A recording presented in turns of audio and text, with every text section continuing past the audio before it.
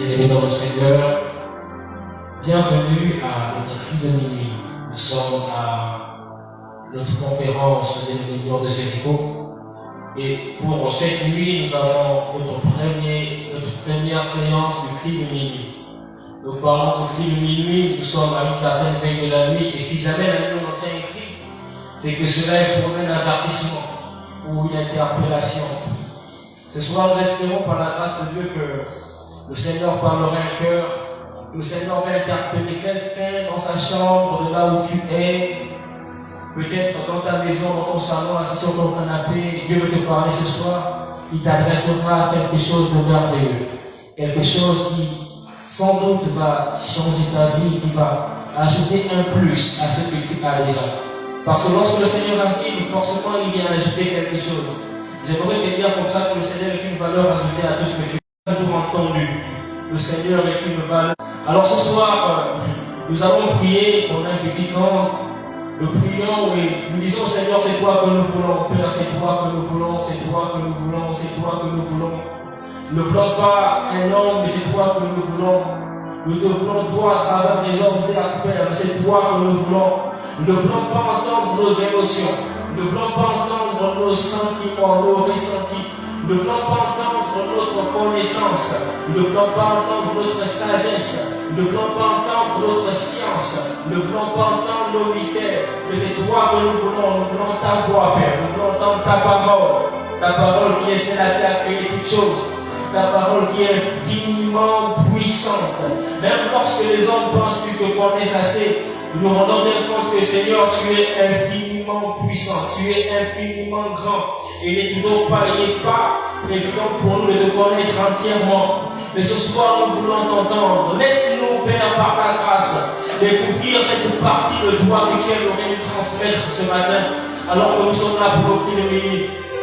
Laisse-nous, Père, découvrir, voir et toucher cette partie de toi que tu aimerais nous communiquer. Que cela soit la prière de quelqu'un, que cela soit ta prière. Élève ta voix de là où tu es, élève ta voix de là où tu es. Dis à Seigneur, laisse-moi découvrir par ta grâce cette partie de toi que tu aimerais que je découvre ce soir. Cette partie de toi que tu aimerais que j'apprenne ce soir. Cette partie de toi que tu aimerais que je rencontre ce soir. Cette partie de toi que tu aimerais que j'expérimente durant ces moments. Cette partie de toi que tu aimerais exprimer. Cette partie de toi que tu aimerais me révéler ce soir. Cette partie de toi que tu aimerais me communiquer. Certainement, Père, des choses qui sont inconnues pour mon intelligence, des choses dont mon cœur ni mon intelligence n'ont jamais entendu parler, des informations qui ne sont jamais montées dans mon cœur, des informations qui ne sont jamais montées dans mon cœur. Ce soir, nous voulons t'entendre. Ce soir, nous voulons, Père, t'entendre. Nous voulons, Éternel, que tu parles à un cœur. Nous voulons, je veux que tu parles à mon cœur. Et je veux que tu parles à mon frère, je veux que tu parles à ma soeur. Je veux que tu parles à quelqu'un ce soir. Au nom puissant de Jésus. Oui, Père, ta parole nous rappelle. Lorsque tu parles, tu crées. Tu as créé par ta parole dès le commencement. Et ce soir, je suis confiant que par ta parole, tu vas créer quelque chose de nouveau dans un cœur. Tu vas créer la paix dans un cœur. Tu vas créer la stabilité dans un foyer. Tu vas créer la paix dans une famille. Tu vas créer la réconciliation comme il n'a jamais eu entre une sœur et son frère, entre un homme et son épouse. Ce soir, parce que tu nous parles, tu viens créer quelque chose de positif. Par ton esprit, tu viens t'installer dans nos vies. Tu viens t'installer dans la vie de tes enfants ce soir. Tu viens nous parler. Tu viens nous communiquer ta grâce. Tu viens nous communiquer ta personnalité. Tu viens nous communiquer tes caractères. Comme nous l'avons entendu ce soir, certes, l'un a arrosé, l'autre a planté, mais c'est toi qui fais pousser. Nous voulons que ce soir, parce que nous entendons maintenant, au nom de Jésus, que tu fasses pousser quelque chose, que tu fasses pousser quelque chose dans une famille, que tu fasses pousser quelque chose de nouveau, quelque chose de positif, dans un ministère où il y a des séparations, où il y a des frustrations, où il y a des rancunes, que quelque chose de nouveau pousse au nom puissant de Jésus. Tu parles et tu plantes un jardin. Tu plantes un jardin dans lequel tu vois que tout est bon. Et nous voulons que ce soit ta parole fasse germer un jardin dans nos cœurs, un jardin qui fasse germer le jardin de Dieu dans nos cœurs, dans nos familles, dans nos relations familiales, amicales, dans nos relations au sein de nos congrégations. Que soit au plan de ta parole, soit cette sémence qui fasse germer, pousser un jardin, un Éden pour une famille, un Éden pour un ministère, un Éden pour un ministère qui est en train de s'effondrer, un ministère qui à présent est épuisé, un Éden pour un ministère qui a soif de boire à nouveau les eaux vives, un Éden pour une famille qui connaît le désastre, un Éden pour une famille qui connaît la malédiction, un Éden pour une famille qui connaît la destruction.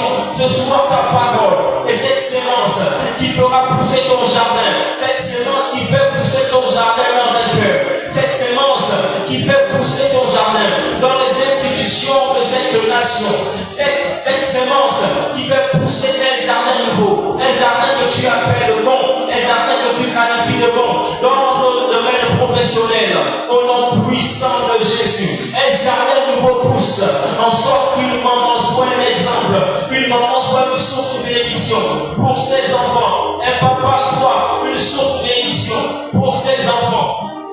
Elle est qui vient réconcilier au nom puissant de Jésus, au nom de Jésus. Ce soir, nous voulons t'entendre. Moi, je vais t'entendre. Je vais t'entendre de ta parole, Père. Soit cette sémence qui fasse pousser des choses nouvelles au nom puissant de Jésus. Comme une terre altérée soupire après les eaux du ciel. Nous appelons d'arroser, nous soupirons après d'arroser. Comme un cerf altéré après le courant des eaux. Ce soir, nous soupirons après tes eaux vives.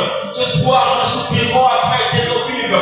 Tu peux encore soupirer. Tu peux encore soupirer après la grâce de Dieu. Tu peux encore soupirer après sa voix. Libère de l'entendre. Alors que nous sommes dans ce programme de Lyon de Jéricho. Je ne vais pas passer à côté. Durant cette première séance de culte de minuit, à 6 heures, nous l'avons entendu. À 18 heures, nous l'avons entendu. Et maintenant, nous voulons encore t'entendre. Ainsi que Seigneur, à chaque fois que nous entendons, Père, notre foi soit croissante, notre amour pour toi soit croissant. À chaque fois que nous entendons, notre engagement, notre détermination à t'aimer, à te servir, à t'adorer, soit sans cesse croissant parce que ta parole déclare que la foi vient de ce qu'on entend. Et ce qu'on entend vient de ta parole, de ta parole. Nous voulons entendre quelque chose qui vient de toi ce soir. Et à chaque instant de ce programme, nous voulons entendre ce qui vient de toi. Appelle en nous la foi, l'amour que nous avons pour toi, notre détermination, notre engagement soit sans cesse croissant. Nous voulons cela, Seigneur. C'est pourquoi nous t'invoquons ce soir. Ta parole déclare que si quelqu'un manque de sagesse, qu'il demande à toi, et que si quelqu'un a besoin de ton esprit dans sa vie, qu'il demande au Père. Parce que si nous méchants comme nous sommes, nous savons donner de bonnes choses à nos enfants avant les plus grandes raisons. Toi, le bon Père, le bon berger, tu donneras ton bon esprit à ceux qui t'en demandent. Et Père, ce soir, tes paroles d'esprit que nous voulons entendre. Nous voulons recevoir ton esprit en recevant ces paroles ce soir. Nous prions qu'une famille t'accueille ce soir, une famille t'accueille ce soir par ces quelques mots. Nous prions qu'une famille accueille l'Éternel par tout ce qui se dira devant ce programme de Lyon de Jéricho.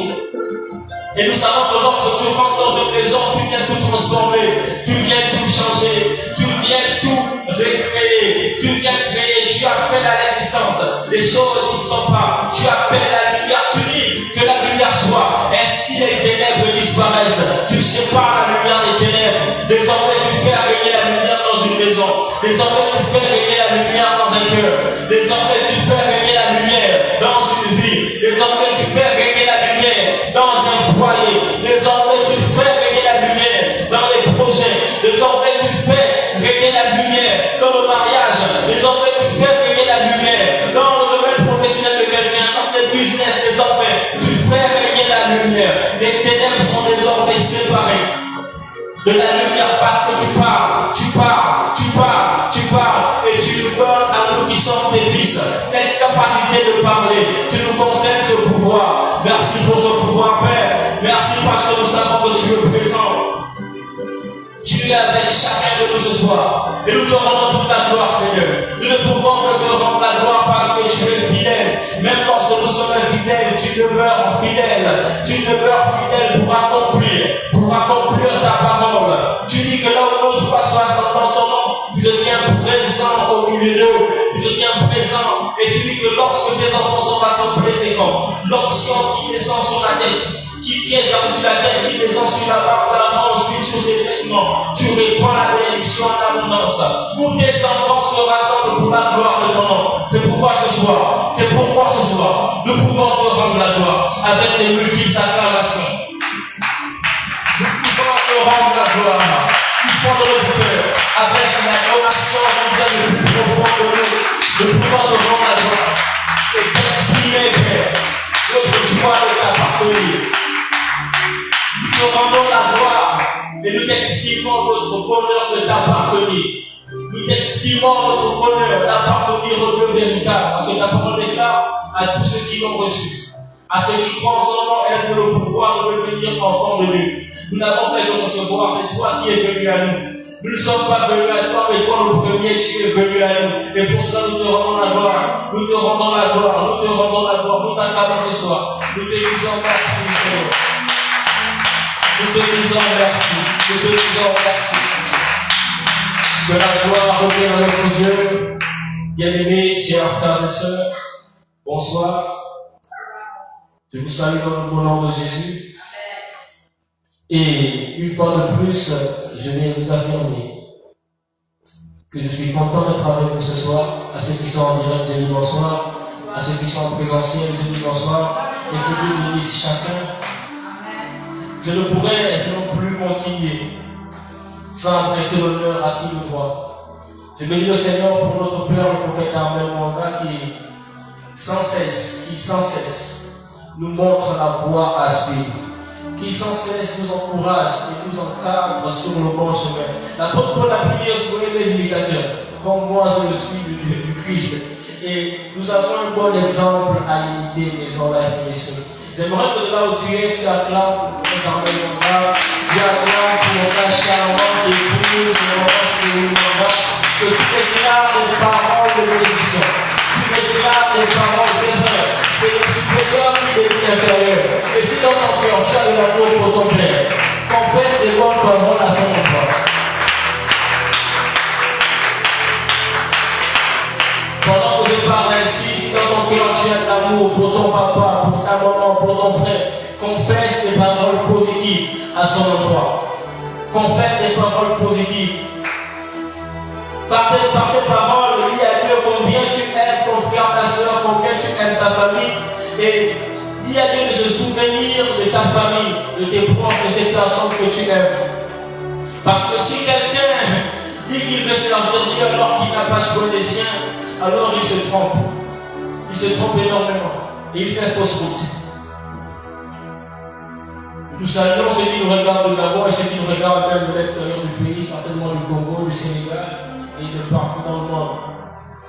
Ce soir, nous sommes là pour notre programme, le Bloc de Jéricho, dans la session Cri de Béni. Nous allons partager quelques paroles ensemble avant de poursuivre la prière. Juste quelques paroles par la grâce de Dieu.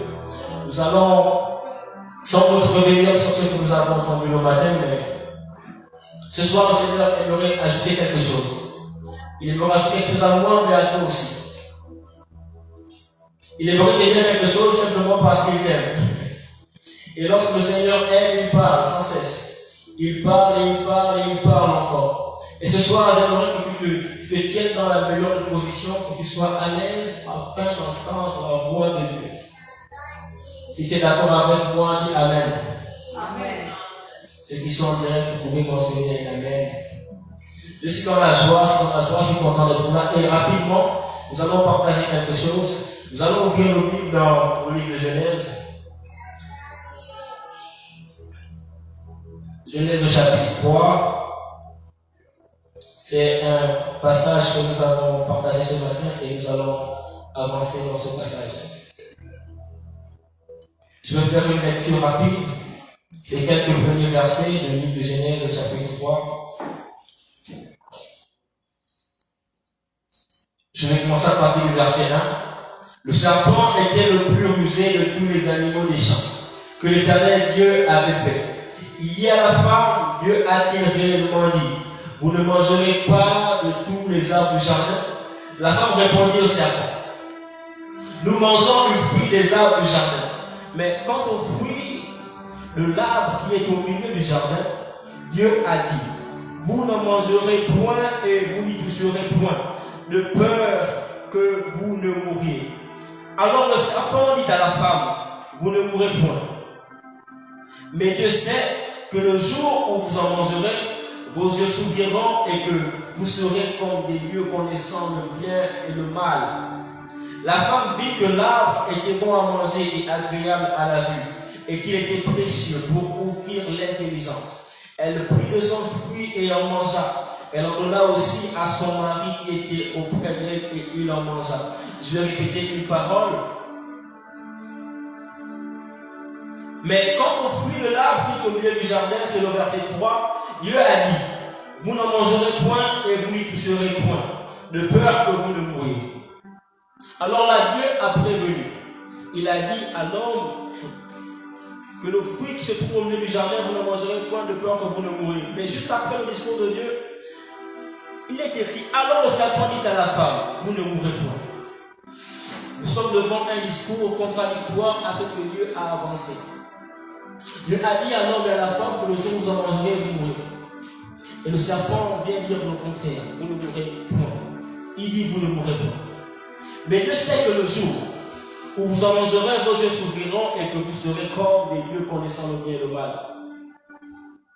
La femme vit que l'arbre était bon à manger et agréable à la vue, et qu'il était précieux pour ouvrir l'intelligence. Elle prit de son fruit et en mangea. Elle en donna à son mari qui était auprès d'elle et il en mangea. Les yeux de l'un et de l'autre s'ouvrirent. Ils connurent qu'ils étaient nus. Ayant cousu des feuilles de figuier, ils s'en firent des ceintures. Il y a avec moi un discours contraire. Je suis en direct, tu peux le dire depuis chez toi. Discours contraire. Dieu a dit à l'homme et à la femme de ne pas en manger, de peur de mourir. Mais le serpent dit à l'homme et à la femme, vous en mangerez et vous ne mourrez point. Et puis par la suite il dit, Dieu sait que le jour où vous en mangerez, vos yeux s'ouvriront. C'est cette chose qui m'interpelle. Non seulement il y a un discours contraire, et puis il dit, Dieu sait que le jour où vous en mangerez, vos yeux s'ouvriront. Alors que lorsque Dieu a parlé, il a dit que si vous mangez, vous allez mourir. Mais là, le serpent apporte une information. Il dit, le jour où vous en mangerez, vos yeux d'abord s'ouvriront. Il ne parle pas de mort, mais il parle des yeux qui désormais vont s'ouvrir après avoir mangé. En parlant de mort, il contredit ce que Dieu a eu à dire. Excusez-moi, si quelqu'un dit que vous ne mourrez point, ça veut dire que vous vivrez. Dieu dit, si vous mangez, vous mourrez. Lui dit, si vous mangez, vous vivrez. Vous ne mourrez point. Point, ça veut dire que vous n'allez point mourir. Vous serez vivant éternellement. Et puis il ajoute que vos yeux s'ouvriront. Et par la suite, lorsque l'homme et la femme vont manger, la première chose qui va arriver, j'aurais pensé qu'après avoir mangé, ils seraient morts. Mais la première chose qui arrive, c'est que les yeux s'ouvrent. Et puis, bien avant de manger, c'est qui va convaincre la femme. La Bible dit dans le verset 6, la femme vit que l'arbre était bon à manger et agréable à la vue. La femme vit que l'arbre était bon à manger et agréable à la vue. J'ai aimé ce passage lorsque papa m'a expliqué un jour. Et puis, il disait, elle a vu que l'arbre était bon à manger. Depuis qu'on détecte le goût par les yeux. Depuis qu'elles sont détectent le goût par les yeux. J'aimerais te dire quelque chose ce soir. Le Seigneur veut te parler. Depuis qu'on détecte un goût par les yeux, la femme a vu que cela était bon à manger et agréable à la vue. Premièrement, le serpent lui dit que si tu manges, tes yeux vont s'ouvrir. Et la chose qui intervient après ce discours, ce sont les yeux de la femme. Et après avoir mangé, la première chose qui intervient encore, ce sont les yeux qui vont s'ouvrir. On a l'impression que là, c'est juste des effets. Des événements qui se déroulent d'abord sur les yeux de l'homme. Les événements s'enchaînent d'abord, un discours s'enchaîne sur les yeux, alors que Dieu n'a pas parlé d'eux, il a parlé de mort. Le serpent vient parler des yeux, effectivement la femme va jouer avec ses yeux, elle va utiliser ses yeux pour voir que le fruit est bon à manger. Et après avoir mangé, ses yeux vont s'ouvrir, elle et son mari. Elle et son homme auront désormais les yeux ouverts. Une succession d'événements qui vont attaquer les yeux. Une succession d'événements qui vont attaquer les yeux. Alors qu'est-ce que j'ai envie de te dire ce soir? Il y a eu, à cet instant précis, un conflit. Un conflit peut-être que dont l'homme ne se rendait pas compte. Mais il y a eu un sérieux conflit. Le premier élément que le serpent utilise pour conquérir Dieu, c'est le discours. Dieu a dit quelque chose et le serpent emploie le discours pour s'opposer à ce que Dieu a dit. Mais l'homme lui-même, je veux dire la femme, pour s'opposer à ce que Dieu a dit, ne va pas employer le discours, elle va employer ses yeux. Parce que Dieu a dit si tu manges, tu vas mourir. Mais elle voit que c'est bon de manger ce fruit-là. Ses yeux ont vu le contraire de ce que Dieu lui avait dit auparavant. Les yeux ont parfois un discours contraire. Les yeux ont parfois un discours contraire. Et c'est compliqué. C'est que le Seigneur met dans mon cœur ce soir est vraiment compliqué. Nous sommes au cri de minuit et c'est une interpellation. Pourquoi le Seigneur nous interpelle là-dessus? Je vais te dire ce soir. Ce soir, le Seigneur te parle d'un mal. Un mal qui attaque beaucoup de ministères. Un mal qui attaque beaucoup de fils. Un mal qui attaque beaucoup de collaborateurs. La vérité est telle que Dieu avait installé l'homme en Éden comme gouvernant, comme intendant sur sa création. Mais lorsque tu es établi comme intendant, il y a deux choses. Sinon une seule chose. Il y a une parole autorisée, une voix autorisée qui dicte la conduite à suivre. Une voix autorisée dicte la conduite à suivre. Cependant, derrière la voix autorisée, il y a des yeux qui voient autre chose. Il y a des yeux qui voient autre chose contraire à ce que la voix autorisée a imposé. Aujourd'hui, nous sommes tristes. Je suis triste de constater ces choses.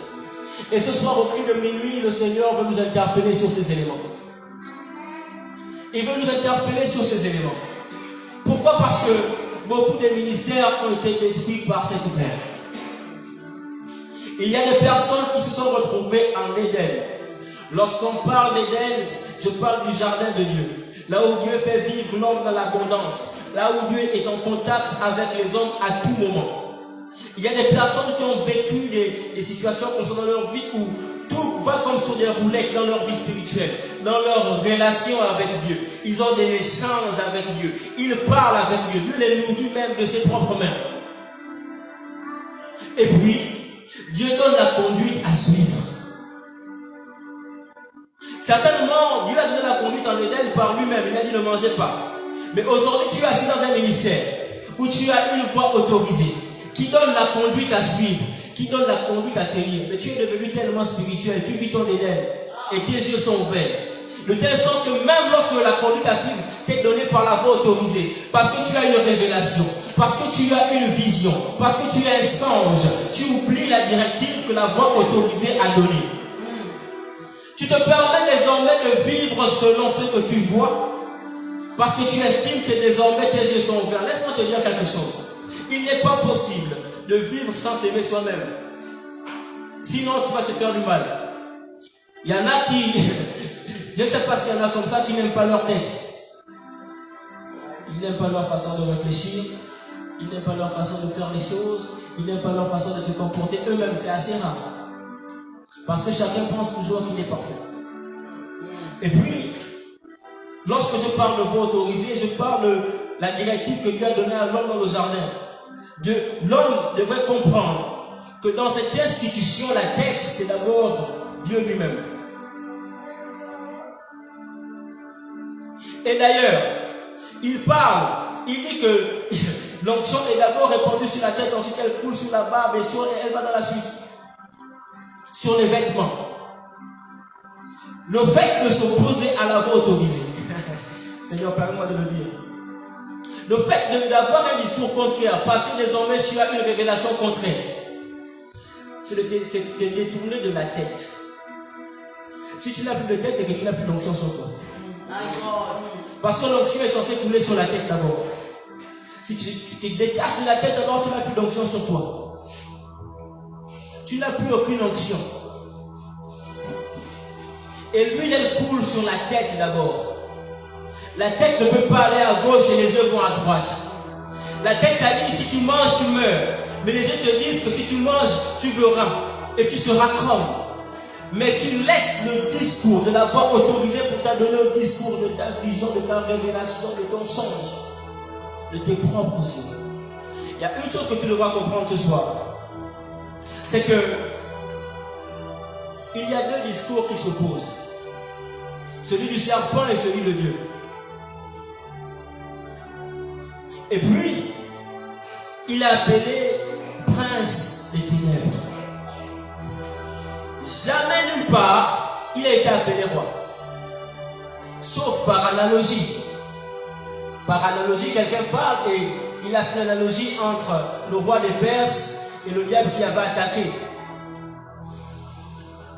L'ange qui a porté l'exaucement à la prière de Daniel. Il a fait une analogie, mais nulle part, hormis les analogies. L'ennemi est appelé roi. Il est appelé prince des ténèbres. S'il est prince, c'est qu'il n'est pas une tête. La tête, c'est le roi.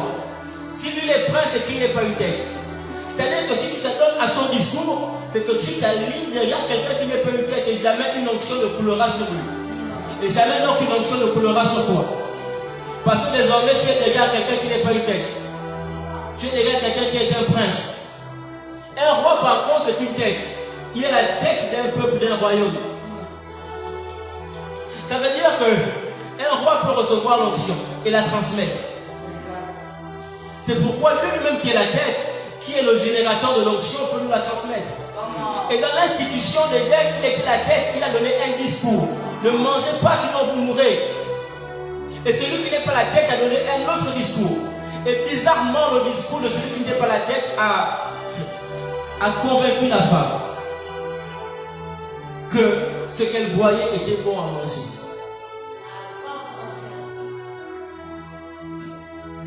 Et puis voilà Jésus qui dit, oh mon Dieu, vous êtes le sel de la terre, vous êtes la lumière du monde. On va avancer. Il dit, on n'allume pas une lumière pour la mettre sur une table. On n'allume pas une lumière, une lampe pour la mettre sur une table. Sinon, elle n'éclaire pas. Certes, une lumière, mais elle ne va pas éclairer. Parce qu'elle est en dessous. Elle va être positionnée sur la montagne pour éclairer tout le monde. Mais après avoir dit que vous êtes la lumière du monde, il dit que vous êtes le sel de la terre. Si le sel perd sa saveur, avec quoi la lui rendra-t-on? Premièrement, il parle de la lumière, il parle de la position de la lumière. Et après, il parle du sel. Et il dit si le sel perd sa saveur, avec quoi la lui rendra-t-on? La lumière a une mauvaise place. Il n'est plus lumière. Certaines lumières, elle ne sert plus à rien parce qu'elle n'éclaire pas. Et puis je me demandais comment est-ce que le sel serait capable, ou par quel moyen on fait perdre la saveur au sel. Si le sel n'est pas à sa place, il n'y a pas de saveur. Tant que le sel est dans le pot, il n'est pas salé. Tant que le sel est même dans la sauce, il n'est pas salé. C'est lorsque le sel touche ta langue que tu te rends compte qu'il a une saveur. La seule place où le sel a une saveur, c'est sur la langue. Si jamais tu mets le sel ailleurs, il n'a pas de saveur. Ça veut dire que lorsque Jésus parle, il dit qu'on n'allume pas une lumière pour la mettre dans un autre endroit en dessous. Et ensuite il parle du sel. C'est pour dire que le sel, s'il n'est pas à sa place, il ne joue pas son rôle. Il n'a pas sa saveur. Et la première chose qui serait capable de t'enlever toi de ta place, c'est le fait d'écouter un discours de celui qui déplace. Si tu écoutes le discours de celui qui déplace, tu ne seras plus à ta place. Et là, tu perds ta saveur complètement. Tu perds ta saveur. Tu es sans aucune utilité. Tu perds ta capacité d'éclairer. Tu es une lampe, certes, mais tu es sous une table. Et tu n'éclaires personne. Tu n'éclaires absolument personne. Parce que tu es au mauvais endroit. Et puis voyez-vous, c'est la raison pour laquelle Lorsque Dieu descend après dans le jardin, il demande à l'homme, où es-tu? Parce qu'ayant écouté le discours du serpent, il s'est déplacé. Si tu écoutes le discours de celui qui déplace, tu te déplaces. Tu n'es plus à la place que Dieu t'a confiée. L'homme s'est déplacé après avoir écouté le discours de celui qui déplace. Désormais, il demande à l'homme, où es-tu? Où es-tu? Où es-tu? Où es-tu? Le véritable problème, c'est que l'homme voulait voir. Il voulait voir. Parce que le serpent a dit que si tu manges, tu vas voir. C'est la première chose qu'il a eu à dire. Il l'a dit, et il a mangé. Il a d'abord vu que c'était bon à manger, et il a mangé. Que veux-tu voir? La foi vient de ce que tu entends. Ce que tu entends vient de la parole de Dieu. Dieu t'a déjà parlé. Que veux-tu voir? Rassure-moi que ce que tu verras ne va pas te déplacer. Mais la première expérience en Éden a montré que ce que l'homme a vu l'a déplacé. Dieu t'a déjà parlé. Il t'a donné une orientation. Oh mon Dieu. Sur des ministères, il a établi des pères. Dans ton ministère, dans notre ministère, il a établi un père, une voie autorisée. Mais que veux-tu voir de plus que ce que la parole de Dieu ne t'a pas encore adressé, n'a pas encore créé en toi? Que veux-tu voir de plus? Nous ne t'interdisons pas de voir. Le véritable problème, c'est qu'est-ce que tu veux voir? Et puis Jésus est tellement sage et intelligent, il dit, c'est quand même absurde. Tu arrives à voir la paille dans l'œil de ton prochain, mais tu ne vois pas la poutre qui est dans ton œil. Tu veux voir? Tu veux être un voyant? Commence à voir la poutre qui est dans ton œil. Commence à voir les défauts que tu as en toi. Commence à aller vers le Père et dire, Père, je suis pécheur. Voici mes handicaps. Avec mes frères, ça ne va pas, j'ai un mauvais comportement. Avec mon père, ça ne va pas, voilà mon comportement. Je veux que tu changes mon cœur. Je veux que tu me transformes. Je veux te ressembler. Tu veux voir pour l'autre. Pour être un orgueilleux. Pour dire à ton père demain que moi aussi je suis prophète, je vois. La preuve en est que lorsque l'homme et la femme ont mangé, ils se sont vus nus. Il a commencé à voir la nudité de l'autre. Je vais te dire quelque chose, ça va t'aider dans la grâce de Dieu. Dans le livre de Corinthiens, l'apôtre Paul nous parle, et il parle du rôle de la prophétie. Il dit la prophétie vient pour consoler, elle vient pour exhorter, elle vient pour construire. Lorsque Dieu ouvre les yeux, il fait de toi un prophète. C'est parce qu'il veut que tu consoles quelqu'un, il veut que tu consoles les nations, il veut que tu exhortes, que tu apportes cette parole de Dieu qui guérit quelqu'un. Mais lorsque c'est le diable qui t'ouvre les yeux, il va t'ouvrir les yeux, c'est sûr. Mais il va juste te pousser à dénoncer la nudité de ton prochain. C'est la raison pour laquelle lorsque Dieu demande, l'homme dit c'est la femme que tu m'as donnée. Désormais l'homme est voyant, il voit les défauts de l'autre. Mais cette voyance ne peut pas l'emmener à emmener quelqu'un sur le chemin du Seigneur, sur le droit chemin, ce n'est pas possible. La voyance que le diable te donne va t'amener à détruire les nations. Et pour la reconnaître, il faut savoir une chose. Pour la reconnaître, c'est lorsque tu vois, mais tu es opposé au discours de la tête. Tu vois, tu as les yeux, tu vois, mais tu es opposé au discours de la voix autorisée. Sache que tu es en train de prendre la route de la voyance qui accuse, qui dit c'est la femme que tu vas donner, c'est le serpent qui va tromper. Tu prends la route de la mauvaise voyance. Il y a des gens qui voient, ils ont des songes, ils ont des révélations, des visions, mais leur vision c'est pour accuser. C'est pour créer des groupes dans des églises pour accuser X est sorcier, Y n'est pas gentil, lui m'a révélé que tu es méchant. Et puis il dit jamais ça à la personne intéressée entre eux-mêmes. Créer un groupe de voyants, Adam et puis Ève, avec le serpent. Et puis là-dedans, il y a le serpent. Lui, il voit aussi, il y a la bouche qui dit des choses contraires à ce que la tête a eu à dire. J'ai aimé le message de ce soir. Certainement, vous lirez le résumé sur la page et ce message va transporter dans une autre dimension. Papa même a dit qu'il détecte le serpent et il va l'attraper. Et ce soir, je vais poursuivre dans ce que mon père a commencé. On détecte les serpents et on les attrape. Vous voyez des groupes où il y a des gens qui voient. Des gens qui sont des voyants, qui ont des sons, des visions. Mais dans ce groupe, il y a une personne qui a aussi la langue qui donne le discours contraire à celui de la tête, de la voix autorisée. Vous êtes en train de reformer le groupe des voyants d'Éden avec l'homme, la femme et le serpent. vous le reformez. Vous le reformez. Et Dieu est là pour détruire la création de Dieu. Et ça là, Dieu vous attend devant. Il va vous chasser du jardin comme ça. Vous reconstituez le groupe des voyants d'Éden. Le groupe des voyants qui voient parce qu'ils ont mangé ce que Dieu a interdit. Le groupe des voyants qui voient parce qu'ils se sont opposés à la voie autorisée. C'est ce qu'on voit dans les églises, frères et sœurs. Le pasteur nomme qui va suivre, et puis il y a un groupe qui se met à côté, qui parle d'autre chose. Il y a un qui a vu, il y a l'autre qui écoute, qui entend la voix de Dieu, il y a un qui voit.